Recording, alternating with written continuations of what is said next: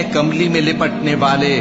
رات کو قیام کیا کرو مگر تھوڑی سی رات، یعنی نصف رات یا اس سے کچھ کم قیام کرو یا کچھ زیادہ،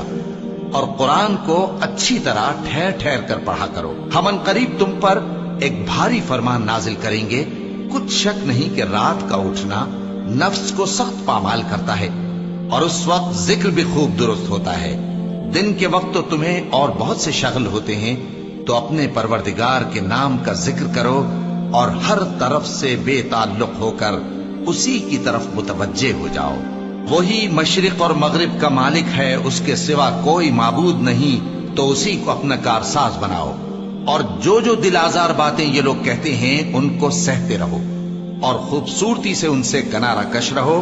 اور مجھے ان جھٹلانے والوں سے جو دولت مند ہیں سمجھ لینے دو،